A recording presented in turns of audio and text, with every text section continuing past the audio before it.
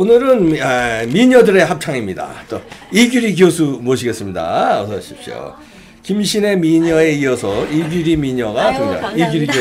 미녀라고 소리는 원래 우리 할머니도 미녀라 그러면 좋다고. 아이고. 심리학적으로 분석하는데 오늘은 누구를 심리학적으로 분석합니까? 아유, 세간의 이슈가 되고 있는 안철수에 대해서. 안철수. 네.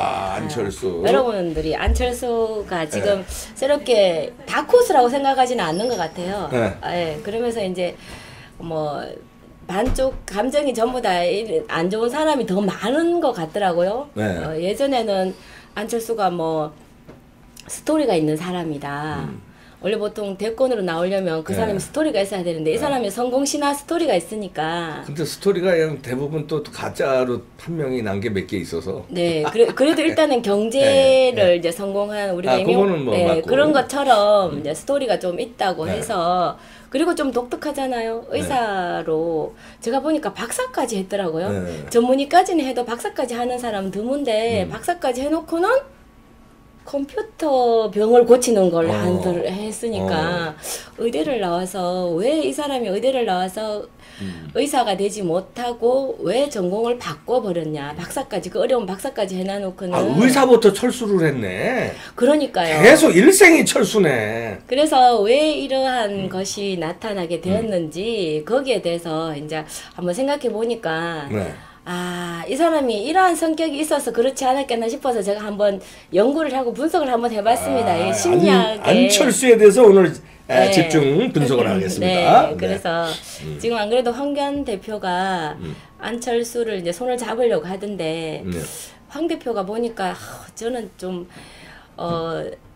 이 사람 남자답지 못하다, 용감하지 않다라고 생각을 했는데 그건 잘하시는 것 같아요. 간 보는 거. 이제 시대의 흐름에 맞게 정치를 하시는 것 같아요. 어떻게 하냐면 국민들의 여론을 보는 거예요. 유승민도 한번 던져봤다가 아니니까 국민들의 이제 반응을 봤잖아요. 그런데 이제 안철수도 아직까지 한다는 말은 없지만 던져보시는 거잖아요. 뭔가 물밑에서 말이 있었는지 모르죠. 그러니까 던져보면서 반응을 보고 여론을 이제 통합하는 것 같은데 지난번 대선보다는 지금 많이 이 사람에 대해서 좋지 않게 사람들이 보고 있다. 우파들도 이제 눈을 좀 떴는 것 같고, 이 사람은 이제 표를 깨는데 이용만 할 뿐이지. 안철수. 그러한 사람이라는 게 이제 이미지로 부각이 돼버린 거예요. 그러면 안철수가 과연 이러한 국민들의 문매를 막고 있고 예절처럼 그렇게 자기가 2번이나 뭐 선거에 나오고 했지만 그런데 그 경험을 봐서 우리 국민들이 이제 이 사람의 본질을 알았단 말입니다. 그러면 과연 나올지 그것도 의문이에요. 이 사람이 성격으로는. 그래서 제가 오늘 성격 분석이 정신 분석학에서 보면 DSM이라고 판단 기준이 있어요. 거기에 얼만큼 몇 프로가 부합이 되는지 여러분과 같이 한번 보고자. 알겠습니다. 무슨 뭐가 분석 틀이 있습니까? 제가 보여봐 줬는데 이거 보면 모양이 지금 현재의 모습이고 이건 예전에 정치할 때 모습인데 이 모습은 우리가 너무나 생소한 느낌이죠. 어느 날 갑자기 소리를 꽥 지르고 박지원이가 소리 질러라 그러니까 그 주때도 없이 소리 질러라 한다고 전혀 어울리지가 않았어요. 주간 남기 여러분 그랬습니다. 정말 좀 이상했거든요. 그런데 지금은 또 완전히 다른 모습. 이때는 조금 젊었는데 그동안 또 고생했나 봐요. 그러게 좀 박사 같네. 그래서 이렇게 마라톤을 회피를 해가 도망을 갔는데 항상 뭐 선거를 치르고 나면 도망을 가더라고요. 그러게요. 그러니까 우리가 판단해 볼 수 있는 게 단어로도 판단해 볼 수 있는 게 이 사람이 회피적인 성격인가. 그러면 회피성 성격 장애라고 있는가 싶지만 정말 있어요. 회피성 성격 장애가 있어요? 자기애성, 분열성 있듯이 그렇구나. 회피애성 성격 장애가 있는데 이러한 사람이 성격이 어떻게 해서 형성이 되었나 보면은 이제 의대를 나왔는데 의사가 안 되고 했는 걸 보면 이제 어린 시절을 한번 돌아가 보면요. 이 사람이 어린 시절 어떻게 자랐을 것 같아요, 박사님? 글쎄요, 어린 시절 이미지를 보면은 공부만 그냥 골방에 앉아서 공부만 했을 것 같은 아니, 이미지인데? 하얀 난방에 반바지, 곤색 반바지 입고 가방 탁 메고 베레모 딱 띄고 나비 넥타이 탁 메고 학교 가는 그 모습이 상상이 안 되세요. 아, 유치원 때? 예, 학교 다닐 때나 어린 시절? 어린 시절에 보면 그런 것처럼 이제 완전 부잣집 아들로서 이제 부모가 시키는 대로 정형화된 모습대로 이제 반듯한. 예, 반듯한데 그런데 이제 친구들하고는 잘 못 어울리고. 잘 못 어울리고. 아하. 그게 이제 왜 그러냐면 우리가 성격 형성할 때 보면 이제 프로이트가 구강기 학문기라고 있는데 학문기 때 이제 보면 자기 의지와 그리고 감정 조절하는 법을 배우거든요. 신뢰감 뭐 의지력하고 뭐 수치심 이러한 것을 배우는 건데 한번 띄워봐 주시겠어요? 거기에 프로이트가 보시면, 그렇게 예, 분석을 하는 게 있군요. 이게 학문 보유적 성격인 네. 거예요. 그래서 이제 구강기를 지나서 학문 보유적 성격이 되는 거는 이제 자기 성격, 감정 표출을 하는 거고 자기 의지를 나타내는 의지력을 나타내는 거 보면요. 자율성 수치심이라 그러면서 네. 그래서 보통 보면 왜 학문 보유적이 뭐냐 그러면 우리가 고집 센 사람 보고 왜 똥꼬집 세다 이러죠. 아, 그러네. 그래 왜 그러냐면 아, 그게 또 일리가 있는 말이구나, 똥꼬집이. 그렇죠. 일리 없는 말은 없더라고요. 그래 우리가 이제 1세 되면 변을 가리기 시작하는데 우리 애기들이 변을 볼 때 자 응가하자 응가 해야지 하잖아요. 네. 근데 엄마를 믿고 주위 사람을 신뢰를 하면 엄마가 응가하자 할 때 응아를 해요. 네. 근데 응을 보유하고 있다는 것은 고집이 있고 상대방을 못 믿는다는 거거든요. 신뢰를 못하고 의심이 많고 불안하고 그 응하자고 그래도 버티고 안 네. 하고 똥꼬집을 부린다는 그러니까 거네, 그게. 똥을 보유한다고 학문 보유적이고 학문 폭발적은 뭐냐면 감정 노출을 너무 잘하고 너무 화 잘 내는 사람을 학문 폭발적 또 문제가 되지만 아, 저도 좀 문제가 되네. 학문 폭발적이네, 저는. 근데 화 잘 낸다고 학문 폭발적이라고는 하지 않아요. 예, 그런데 그렇게. 이제 생활 전반적인 것에서 얼만큼 이 성격이 많이 좌우를 하느냐가 예. 차이가 나는데 우리는 전부 다 학문 폭발적도 하고 학문 보유적도 하는데요. 그러한 것은 자기의 의지대로 해야 되는데 주위 눈치를 보며 여건을 보면서 한다는 거죠. 그러니까 내가 스스로 자존감이 있다기보다는 주위 사람들이 어떻게 하느냐에 따라서 나의 마음이나 표현이나 행동이나 감정 표현을 다르게 한다는 거죠. 네. 그것이 학문 보유적 성격인데요. 네. 학문 보유적 성격이 되고 나면 이 사람이 나중에 성인이 되어서 회피적인 성격 장애가 되죠. 그런데 이 사람이 뭐 기업도 했는데 왜 회피적이야? 이러잖아요. 예. 맞잖아. 뭐 기업을 하는데 정치도 했고. 정치도 했는데 왜 그렇지 이렇지만 보면은 우리가 이제 성격 이게 특질이 조금 그 확률을 많이 좌우한다는 것이 네. 일상생활에서 직업을 보면 알 수가 있죠. 예. 의사라 그러면 여러분 어때요? 의사라 그러면 수학과 같으면 아이고 아가야 오느라 그러고 내과 같으면 뭐 전공이 뭘 했는지 모르겠지만 그 사람을 항상 상대를 해야 되잖아요. 그런데 사람을 상대하는 게 너무 힘든 거야. 힘들다고 그러더라고, 의사들 네. 얘기가. 요즘 그렇죠.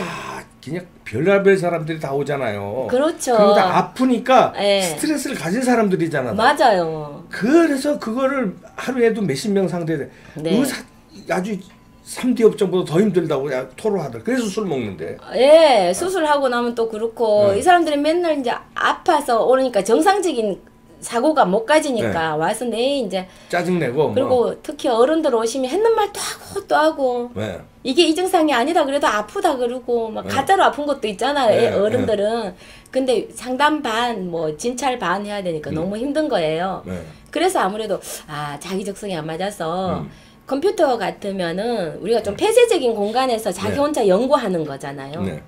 그렇잖아. 그리고 또 최고의 자리가 되면 이 사람이 또 그 관리자만 몇 명 상대하지 직원들 다 상대하는 건 아니잖아. 그렇지. 예. 그리고 또 뭐 안철수 랩에는 노조가 없었다 그러더라고요. 들어보셨어요? 네. 그래서 노조가 뭐 작년인가 저작년에 새로 생겼대요. 그 정치 때문에 노조가 생긴 거야. 노조를 생기면 우리는 망한다 이러면서 그렇잖아요. 진보고 혁신이라면서 뒤로는 있잖아요. 사람을 회피하고 자기 돈만 이렇게 자기 것만 소유하려고 그랬지. 사람과 융화하고 아픈 사람들, 힘든 사람을 이렇게 같이 배려하는 그런 게 없는 거예요. 지금 뭐 좌파 젊은 사람들이 우리 우파들은 너무 뭐 부르주아고 뭐 베풀지 않는다. 그렇게 이야기하는데 안철수가 보면은 뭐 진보라고 그러는데 아니잖아요. 자기가 자기 거를 다 보유하려고 하니까. 그래서 아니라는 거죠. 그래서 이게 회피성 성격 장애에 보면 이게 다 한번 읽어보시면은요. 네 가지 중에서 일곱 가지 중에 네 가지 이상이 충족이 되어야 된다. 회피성 성격 장애가 되는 거네요. 첫 번째가 그런데 대인관계가 요구되는 직업 활동을 회피하는 거죠. 그러니까 왜냐하면 이제 비난받고 꼬중받고 너 왜 그랬어 반대 말이 나오는 것을 너무너무 불편해하는 거예요. 그런 직업을 안 가려고 그래요. 그러니까 의사 공부를 해서 의대를 나왔는데 나 의사하기 싫어. 이렇게 다네. 네, 그래서 여기 안철수에 직업 활동까지도 물론 첫 번째부터 맞아 버렸어요. 그다음에 두 번째는 확신이 서지 않으면 사람과의 만남을 피한다. 그러니까 이 사람이 나를 확실히 좋아한다, 좋아할 것이라는 확신이 서지 않으면 나를 좋아한다는 확신이 서지 않으면 이 사람하고 관계를 회피하는 거예요. 요것도 맞는 거 같아요, 안철수. 우리는 보통 회피성 성격 장애. 보통 그냥 좋아하든 말든 그냥 내가 좋으면 이야기하고 그러잖아요. 근데 이 사람이 이제 그런 생각까지 머리가 너무 좋아서 그런 생각까지 다 한다는 거죠. 그러다가 이제 잘못 판단해가지고 문재인하고 그런 경우도 박원순한테 양보하고 그렇게 됩니다. 그리고 세 번째는 이것도 또 또한 똑같은데요. 대인관계는 친밀한 사람에게만 국한하죠. 이렇게 친하지 않은 사람에게는 이제 눈길도 잘 두지 않는 거고 가까이 가려고도 하지 않은 거죠. 호불호가 강한 거예요. 그러니까 자기 영역과 자기하고 친한 사람만 이렇게 관계를 계속 커뮤니케이션을 한다는 거죠. 그러한 전혀 다른 외부 사람과 원래 인간관계에 대해서 이게 많이 그 불안을 느끼는 거거든요. 대인관계나 이런 데서. 그래서 제가 생각나는 장면이 있는데 문재인과 뭐 그때 막 단합하고 이랬잖아요. 대선에서.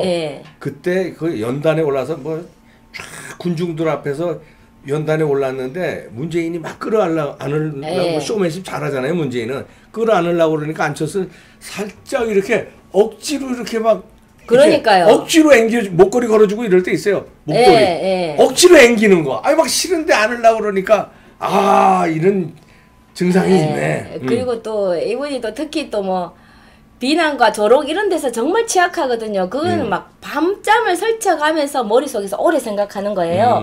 그러니까 이제 제가 뭐 대선에 나와서 뭐 제가 누구 아바타입니까? 뭐 이렇게는 말이 있었잖아요. 아니 어떻게 그러는 누구 아바타라고 그랬지? 하여튼 내가 누구 MB 아바타입니까? 뭐 하여튼 맞아 이상한 소리 하고 그랬어요. 그러니까 그러한 것은 우리 성인으로서 할 수가 없는 일이고 그리고 또 자기가 또 예쁘게 또 이제 비난받고 이러한 것을 싫어하기 때문에 뭐 텔레비전 쇼나 이런 데서도 보면은 그거 나왔다 그러대요. 뭐 룸살롱이 뭔지 몰랐고 단란주점인가 단란주점이 뭐냐고 단란한 게 단란주점 하여튼 헛소리를 했어요. 그러니까 다 아는 건데 아니 그런데 그렇습니다. 지금 고등학생이 단란주점을 모르면 이해가 돼요. 그렇지. 그런데 그 사람이 40이 넘었는데 단란주점을 모른다는 것은 쇼지. 그거 쇼죠. 왜냐하면 그 나이에 맞는 일반 보편적인 거 단란주점이 보편적인 건 알지만 남성들이 가장 이게 선호하는 거 여성이 가장 선호하는 거 그런 거 하고 똑같은 거. 여성도 단란주점을 선호하는? 아니 여성이 선호하는 것을 여성이 모른다. 백화점 쇼핑하는 거 백화점을 예를 들어서 여성이 샤넬 백이 뭔지 몰라요? 이러면은 샤넬 백은 모를 수도 있어요. 진짜로. 그런데 백화점에 쇼핑하러 갈 거면 백화점이 뭐예요? 이거는 이런 거하고 똑같죠. 아니 단란주점이 뭐예요 하는 것과 백화점이 뭐예요 이런 거하고 똑같은 뉘앙스라는 거죠. 그러니까 일반적인 상식을 모른다는 것이 그것도 컴퓨터 앱을 그거 한다는 사람이 단란주점 모를 리가 그 컴퓨터 검색하면 다 나오는 건데 그거 하면서 다 안 나옵니까? 아니 그리고요 거짓말을 사람이 잘하는 게 착한 척하면서 군대 갈 때 부인 모르게 열차 타고 갔다고 거짓말했는데 부인이 나중에 배웅 나온 것도 뭐 다 나왔더라고. 이렇게 거짓말을 그러니까요. 해요. 그리고 뭐 전 재산을 자기 안내배 전 재산을 직원들한테 그 뭡니까 그죠 스탁 옵션으로 다 줬다고 그러는데 나중에 보니까 그 몇 프로 안 돼. 그러니까 원래 그 벤처 기업은 그걸 많이 컴퓨터 업계는 많이 주거든요. 처음에 창업할 때. 맞아요. 창업할 때 많이 주는 걸로 알고. 근데 그 얼마 안 줬더라고. 그래놓고 전 재산을 줬다고 거짓말했고 거짓말이 많아요. 그러니까 나이가 먹어갈수록 안철수 옛날에는 좀 뭐 성공했기 때문에 멋져 보였지만 약간은 우리가 보기에는 외모적으로 봤을 때도 일반 젊은 그 건장한 장년층의 얼굴은 아니잖아요. 아니야. 보면은 뭔가 상반되는 거. 정상적인 모습과 정상적인 행동과 정상적인 그 나이에 맞는 언어를 사용 안 하면 뭔가 우리가 숨긴다고 생각을 하면 되거든요. 그래서 우리가 알면서도 속는 게 나르시즘이라고 지난주에 했는 것처럼 그래 알면서도 속는데 지금은 한 3번 정도 하다 보니까 사람들이 안 속고 국민들이 다 아는 거예요. 지금 막 비난의 화살이 많이 나오잖아요. 어쩌면 철수할지 몰라요. 지금 나오지도 않을지도 모르죠. 또 나온다고 그랬다가 또 철수할 수도 있고. 그 지금 비난이 너무나 많으니까 그럴 수도 있다는 거죠. 자, 그 다음 상황은 사회적 상황에서 비난당하거나 거부당하는 것에 사로잡혀 있죠. 그러니까 이게 비난, 비판, 조롱에 취약하기 때문에 사회적 상황에서도 자기가 그 대통령에서 떨어지고 나니까 도망갔잖아요. 항상 뭐 선거하고 나면 도망가고 어디 다른 데가 돈이 많아서 가는 게 아니라 여기에 남아서 자기의 뭐 이미지를 구축하거나 이런 것도 아니고 사업을 열심히 하는 것도 아니고 다른 곳으로 가서 있다가 어느 날 갑자기 오고 그러잖아요. 근데 보통 정치인들 다 떨어지면 다 그렇게 하나요? 다 그렇지는 않잖아요. 이 사람 뭔가 도망 회피성을 잘하네. 아니 안철수는 이게 회피성 성격장애 7개 중에 4가지 이상이면 회피성 성격장애인데 이거 다 하네. 거의 그러니까, 다. 5번째는.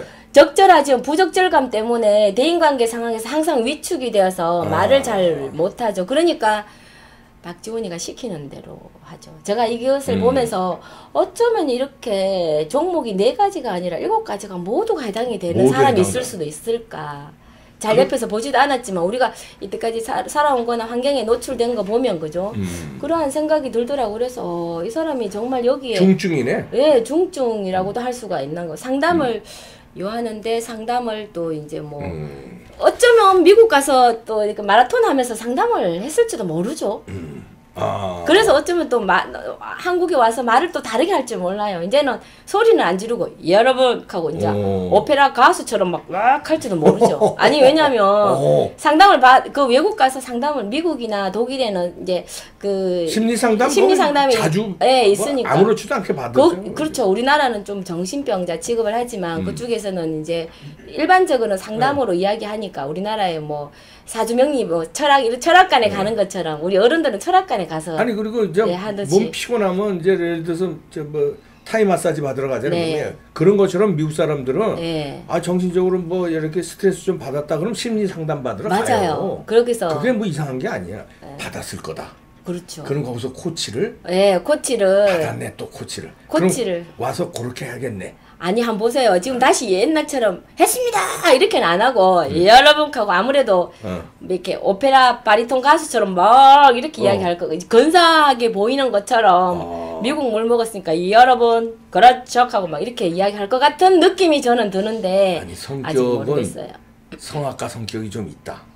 제 와이프가 이 성악가거든요. 그 성악가의 독특한 성격이 있어요. 그렇죠. 와이프 친구도 성악가인데 그 독특한 그 소프라노들의 성격이 있는데 안철수가 그런 게 좀 보이네. 예술가들이 좀 회피성이고 은둔형이고 이런 게 좀 있는데요. 딱 보면은 아무래도 그 아내도 그런 코치를 아내한테도 받았겠지만 그런 것도 좀 있을 거고 예전처럼은 그렇게 막 씩씩하게 소년 보이처럼 그렇게 하진 않을 거고 약간은 다르게 할 것 같은데 아직 안 와봐서 모르겠지만 그렇다는 거. 그 다음에 그리고 이게 여섯 번째는요? 이게 개인적으로 본인이 열등하고 매력이 없다고 생각해요. 이게 안철수가 본인이 매력이 있다고 생각할까요? 본인 자신이. 아니 그러니까 매력이라는 건 성격의 매력이 성격이나 성적이나 자신감을 이야기하는 거죠. 남성이 그 에너자틱하다 그리고 정말 멋있다 이러한 것은 에너지가 넘친다 이러한 것은 자신감이잖아요. 그리고 열정이고 또 정열적이다 이 말이죠. 근데 이 사람은 활력하고는 거리가 멀잖아요. 그러게요. 활력이라는 것은 모든 것이 다 포함되어 있습니다. 그죠? 뭐 생리적인 거 또 이렇게 신체적인 거 모든 것이 포함되어 있는데 이 사람은 회피적으로 뒤로 어떻게나 할 수 있을지는 몰라도 이렇게 겉으로 드러나게 활력 있게는 못하니까 자기가 매력적이라고는 이렇게 자존감이 낮은 사람이 매력적이라고 생각을 못하는 거죠. 그러니까 자기가 저 여론조사에서 50% 나오고 박원순은 5%밖에 안 나오고 10% 정도 15%나 아니 10% 아니 그러니까 뭐 게임이 안 되는데도 거길 양보하는 게 그러니까요. 자존감이 없는 거네. 자존감도 없을 뿐더러 자신감 없고. 예, 제 매력적이지 않다는 거죠. 자신감이라는 거는 자존감은 스스로 자기가 있다는 건데 자존감은 스스로 자기가 존재감이 있는 거잖아요. 네. 그런데 자신감은 주위에서 야 너 잘났다 너 멋지다 매력적이다 말을 많이 해줘야지 자신감이 일어나는 거거든요. 자신감이. 근데 어렸을 때 그걸 예. 못 듣고 자랐으면 들었을 수는 있죠. 부잣집이니까 너 멋지다 소리보다 너 잘해야 된다 소리를 많이 했겠죠. 너 똥 잘 넣어야 된다. 너 똥 적정한 시기에 잘 넣어야 된다 했는데 지는 누기 싫은 거야. 고집은 또 똥꼬집이 있잖아. 보유하고 있었는 거예요. 그러니까 사람들이 이거 선거에 박원순보다 너가 잘났다 나가라 하지만 자기는 생각해 불안한 거예요. 내가 매력이 없어 박원순이 더 매력적으로 보여 이러면서 양보를 한 거라. 수염 쫙 기르고 나타나가지고 박원순이가 뭐 햇소리 하니까 이 사람이 해야 되나? 그럼 그냥 자기는 이제 이게 없는 거예요. 그리고 대인관계에서도 위축 현상이 있고 사람들이 또 한두 명이 한 10명 중에 9명이 자기 잘한다 해줘야 되는데 한 7명만 하고 3명이 안 하면 그거는 이거 전체를 보는 거예요. 3명을 전체로 보는 거예요. 그런 사람들이 이제 회피성 성격장애 있고 또 매력적이 없다고 생각하기 때문에 타인을 너무 의식을 해서 그런 경우가 있을 수도 있다는 거죠. 와, 그렇군요. 자, 7번째는요? 네, 당황하는 모습을 보일까봐 두려워하면서 새로운 일을 절대 하지 않아요. 스스로. 당황하는 모습이 보일까봐 두려워해서 자기가 스스로 새로운 일을 도모하는 것은 이렇게 하진 않죠. 그래서 지금 주위에서 오라고 그러니까 왔는 거지. 자기 스스로 뭐 당을 만든다. 개뿔 같은 소리죠. 개뿔이에요. 그냥 이 회피성 성격 장애는 자기가 당을 못 만드는구나. 네, 못 다 만들죠. 만들어 놓고 모시면 그렇죠. 오십시오 하면은 그냥 쓱 기어 들어가는. 네. 국민의당 만들 때도 본인이 뭐 꼭 하겠다고 해서 나가는 건가요? 그렇죠. 박지원이가 끌고 가가지고 이렇게 박지원이 뒤에서 뭐 박지원이 아바타였잖아요. MB 아바타가 아니고 박지원 아바타. 박지원이 아바타였지. 시키는 대로였지. 그런 것처럼 이게 안철수 랩도 설마 본인이 뭐 했겠나 아니면 자금을 좀 냈는데 어떻게 하다 보니까 자기 성격하고 맞아서 했지는 않나 이런 생각도 들어요. 기술 요 파고드는 건 잘하니까. 네, 파고드는 건 잘하니까. 컴퓨터 좋아서 막 했는데 뭐 개발을 했어. 네, 그러니까. 그러니까 옆에 친구가 뭐 야 이거 사업하면 될 거야. 그러니까 그래 볼까 했는데 터져버렸으니까 그렇게 되는 거죠. 그래 이런 사람들이 또 보면 이제 기본적으로 베이직이 또 이렇게 집안이 좀 괜찮고 이러니까 그때만 하더라도 90년대 뭐 자본 좀 투자하면 어느 정도 그 IT 업계는 지금은 안 되지만 되는 초창기니까 그렇죠. 그래서 이 사람은 또 운도 있었는 거고요. 그렇지만 이거 보면 자기 스스로서 뭘 한다는 거는 어렵다는 거죠. 왜냐하면 이제 항상 그 대인관계가 힘들고요. 그리고 또 자기만의 똥고집이라는 것은 일반 사람들이 가져야 되는 고집이 아니라 엉뚱한 고집을 이야기하는 거잖아요. 보통 사람들이 그렇죠. 원활하게 풀 수 있는 것을 자기 혼자만 보통 사람은 똥을 놓아야 되는데 똥을 안 놓고 고집을 부리는 게 너무 아무데나 갈겨도 안 되지만 적절한 시기에 또 믿음이 있는 뭐 부모님이나 이런 사람들이 와서 너 이렇게 빨리 변을 봐라 그러면 해야 되는데 그러한 것은 또 자기가 또 주도해서 또 뭘 하고 싶다는 그런 똥고집이 있는 거예요. 안 되는 일은 자기가 고집을 부리고 되는 일이고 또 일반적인 것은 이제 또 뭐 의존을 하게 되는 거고 자기가 풀어나가지는 못하고. 그러네. 그렇죠. 그러니까 이제 이러한 것은 어른 ADHD라고도 할 수가 있는 게요. 이제 혼자 자기 자폐적인 자기 혼자만 하는 거. 그래서 이 사람도 제가 여러 가지 자료를 보니까 우리가 보통 중고등학교 때나 이럴 때 보면 친구들이 많잖아요. 근데 친구들이 별로 없고 뚜렷하게 보면 보통은 선거나 이렇게 나오면 주위 친구들도 또 많이 이렇게 나와서 그렇죠. 도와주고 또 동료나 뭐 이러한 왜 같은 그룹 있잖아요. 같은 학연 지연 우리나라는 학교에서도 왕따 당한다고 그러는데? 그러니까 우리나라는 학연 지연 세계잖아요. 우리 정치계는 특히 더.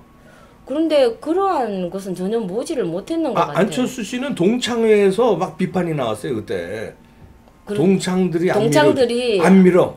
오히려 그러니까요. 비판하고. 그러니까 학교 다닐 때도 친구들하고 유대 관계나 영화 관계를, 대인 관계를 거의 잘 못했는 것 같아요. 자기 혼자만의 왕따. 예, 왕따고 공부는 잘했겠죠. 공부는 한쪽에서 의대도 박사까지 가려면 자기 혼자 공부는 할 수도 있는 거잖아요. 그런데 이제 인간관계가 참 좋은 사람들은 공부는 짜더라 뭐 잘하지는 못하지만 그래도 적정 상위 수준은 유지하고 이렇게 하잖아요. 그런데 이렇게 하는 사람 보니까 자기 혼자 머리 파고들고 연구하는 거는 잘할 수 있지만 그러니까 쉽게 말하면 에디슨 같은 경우라 그러죠. 에디슨은 우리나라 과학 발전에 기여는 하지만 대통령감은 아니고 사회에서 리더감은 아니잖아요. 그렇죠. 그런데 이 사람이 진짜 자기 그 기업 그거나 잘해서 안랩이나 열심히 잘하지. 그러니까 젊은 그게 기여하는 길이야 진짜. 그러니까 젊은 청년들 그 돈 좀 많이 풀어주고 일자리 창출 많이 하고. 맞아요. 새로운 또 IT 기업도 만들고 플랫폼 사업도 또 벌치면 될 것 같은데. 아니 그 삼성전자가 지금 세계 1등을 했잖아요. 그 안랩도 좀 열심히 키워서 백신계에 세계 1등 자리 하게끔. 그러니까. 그게 또 나라를 애국하는 길이지. 되지도 않는 정치에 나와가지고 철수만 해가지고 박원순이 키워주고 문재인 대통령 만들어주고 이상한 짓만 한 거예요 여태까지. 그러니까 이게 보듯이 7번 보듯이요. 당황하는 모습, 두려워하는 게 새로운 일을 자기가 새로운 분야를 가서 거기에서 또 실패하고 당황하고 그 좌절하는 모습을 보일 걸 두려워한다 하잖아요. 그래서 시도를 못하죠. 그때는 어떻게 운이 맞고 잘 되어서 한계를 했는데 그게 우리나라가 90년대 IT가 들어오는 시기라서 그때 완전 포화 상태, 그때 그렇죠. 네. 완전 운이 너무 좋아가지고 그렇게 됐는 거지. 지금은 새로운 거 웬간한 머리 싸움 하지 않는. 남도 또 믿겠어요. 직원을 또 들이지도 못할 것 같죠. 그러니까 직업을 잘못 선택해서 의사를 했든가 아니면은 안랩을 열심히 하든가 그거 다 철수해서 버리고 왜 쓸데없이. 아니 근데 이게 증세가 심각한 게 회피성 성격장애 여기 7개 중에서 4개 이상이면 회피성 성격장애인데 7개 제가 보니까 이거 안철수는 다 들어가는 것 같은데요. 그런 것 같아요. 그래서 증세가 심각하네. 그러니까 우리나라에서 보면 국회의원이나 뭐 정치인들을 뽑으려면 가장 중요시해야 되는 게 우리나라 국위선양과 우리나라 국민들과 소통이잖아요.